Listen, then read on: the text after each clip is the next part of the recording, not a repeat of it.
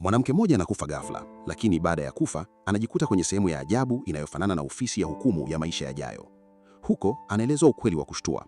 Kutokana na maisha aliyoyaishi na karma yake mbaya, hastahili kuzaliwa tena kama binadamu. Badala yake, mfumo umeamua kwamba maisha yake yajayo yatakuwa kama mnyama, tena ant-eater. Anapewa picha ya mwili wake mpya na anavunjika moyo kabisa. Anaona maisha yake yote yameharibika. Lakini mfanyakazi wa pale anamwambia bado kuna nafasi moja ya mwisho. Anaweza kukataa kuzaliwa upya na badala yake arudishwe nyuma kwenye maisha yake ya zamani akiwa na kumbukumbu zote za miaka 33 aliyokuwa ameishi.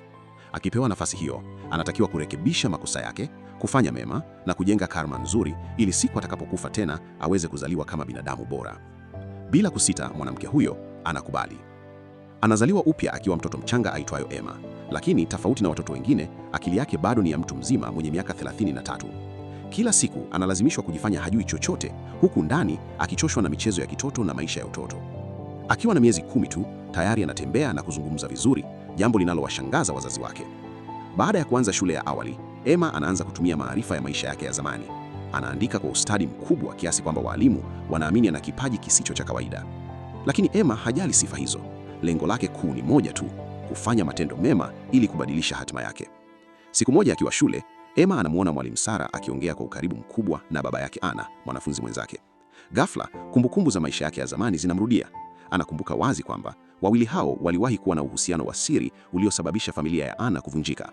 Baadaye, wazazi wa Anna walitalikiwa, maisha ya mtoto huyo yakaharibika na mwalimu Sara akafukuzwa kazi. Emma anatambua kuwa hii ni nafasi yake ya kufanya jambo jema na kuzuia maumivu hayo yasitokee tena. Anajaribu kuwakatiza kila wanapoongea, lakini bado wanaendelea kuwasiliana kwa siri. Siku moja, Emma anamuona baba yake Anna akimpa Sara karatasi yenye namba ya simu. Emma anahisi mambo yanaenda vibaya zaidi. Kwa siri anamfuata Sara hadi ofisi na kuona karatasi ile ikiwekwa kwenye draw. Baada ya mwalimu kutoka, Emma anaingia ndani kimya kimya na kuichukua. Anaona ni namba ya simu. Kwanza anataka kuitupa, lakini anagundua hilo halitasaidia kwa sababu mwanaume huyo atampa nyingine. Ndipo Emma anapata wazo la ujanja. Anaibadilisha ile karatasi na kuifanya ionekane kama ujumbe wa kawaida wa kumshukuru mwalimu kwa kumlea mtoto wake vizuri. Lakini bado anaona hiyo haitoshi. Kama baba yake Anna hatapata majibu yoyote, ataendelea kumfuatilia Sara. Emma anakumbuka kitu muhimu kutoka maisha yake ya zamani.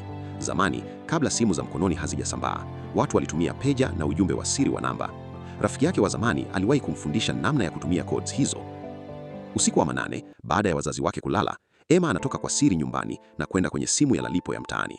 Kutoka huko, anatuma ujumbe wa siri kwenda kwa baba yake Anna. Kesho yake, mwanaume huyo panapokuja shule, hali imebadilika kabisa. Haongei tena na mwalimu Sara wala kumkaribia. Sara mwenyewe anaonekana hajijui nini kimetokea. Emma anatabasamu